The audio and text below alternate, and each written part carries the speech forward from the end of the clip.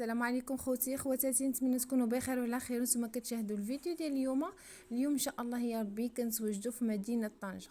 مدينه طنجه الطريق ديال تطوان. اول حاجه كنقول لكم عواشركم مبروكه، الله يدخل عليكم رمضان بالصحه والسلامه والسعاده وباش ما كتمنوا ان شاء الله. اليوم ان شاء الله يا ربي غادي نوريكم واحد الهمزه اللي زوينه بزاف. طريف ديال الارض جا في واحد الموقع زوين كما كتشوفوا في وسط المدينه، وقريب بزاف المرجان ديال طريق تطوان. كيطلل على المرجان كما كتشوفوا. راه غادي نديكم لهاد البلاصه هادي فين كاين الجامع. انا دابا كنتواجد في المرجان، غادي نتقضى شي صخيره، عاد غادي نطلع ان شاء الله باش نصور لكم الارض. كما كتشوفوا هذا هو المرجان ديال طريق تطوان. الصراحه جا قريب من بزاف ديال الحوايج. بحال مثلا قريب لاكار ديال التران، قريب من الهيلتون، قريب هذا الشارع ها هو اللي هذا الشارع الكبير، ديك الشارع اللي انفاس معاه مور ديك العمارات راه كيخرج من طنجه ببانيه. قريب بزاف بزاف من طنجه ببانيه، ما كاملاش صماين المكانه في السياره. وهنا كما كتشوفوا البناء طالع زوين بزاف. مازال كل شهر كل عام كتبدل الحاله وكتطور الحاله ديال كل بلاصه هنايا في طنجه. يعني غادي باختصار، يعني كل بلاصه فين ما شريتي الطرف ديال الارض كتبدل شهر على شهر، كتبدل الموقع ديالها، كيزيان نهار على نهار. كما كنقولوا بالعربيه كيتزيان نهار على نهار. حنا دابا غادي هنا ان شاء الله يا ربي غادي نوريكم واحد الطرف ديال الارض كبير. الصراحه اللي مواليه باغيين يبيعوه في اقرب وقت.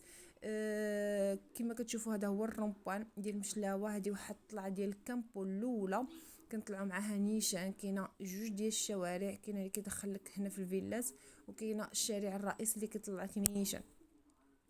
كما كتشوفوا هانتوما الدنيا عامره تبارك الله، والبناء والناس ساكنين، يعني ماشي جات في الخلا او جات بعيده او جات يعني في شي بلاصه يعني اللي مازال خاويه. موقع رائع جدا.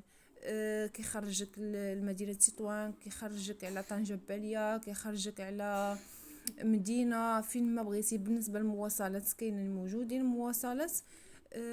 بالنسبه للتاكسيات كاينه النقل المزدوج، كاينه الترامبيات، السيارات، التاكسي حتى الباب. كما كتشوفوا حنا هنا شادين تاكسي انا والسيده مولات الارض، غاديين حتى الموقع فين كاينه الارض، والتاكسي كيوصلك حتى للباب ديال الدار. يعني هذا هو اهم حاجه، وهذه هي اللي زوينه بزاف في هاد البلاصه. يعني التاكسي اللي كان كيوصلك راه احسن موقع.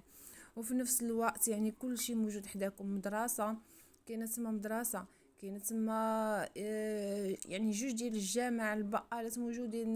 بالنسبه للدروغريات، الخضره، الحوت، كلشي كيتباع يعني حداكم يعني تما. يعني الصراحه الله واحد الموقع اللي زوين بزاف. يعني هي ماشي اراويه، راها حضاريه.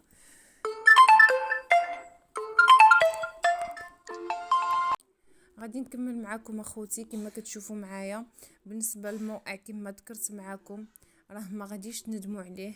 غادي نعطيكم دابا كما كتشوفوا هاد الارض هذه. احنا نزلنا بالتاكسي، هانتوما شوفوا، ها احنا نزلنا بالتاكسي. هذه هي البلاصه اللي فيها الارض. ها هي شوفوا الشارع كبير، هذا الشارع الكبير الرئيسي.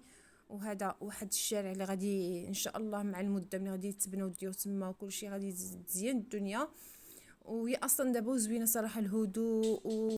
كما ذكرت معكم كما كتشوفوا تبارك الله هنا الديور كاينه على حسب كل واحد، على قديمو، كل واحد قداش كيبني، كل واحد قداش قطعه الارض كيشري.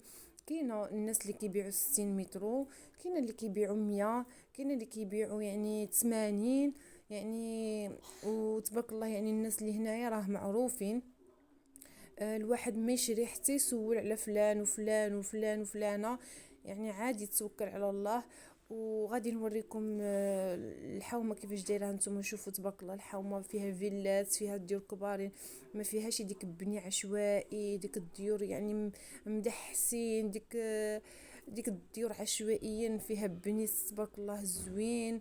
هاد الدار هذه اللي كما تشوفوا مشقوقه ديك رضيجه قديمه.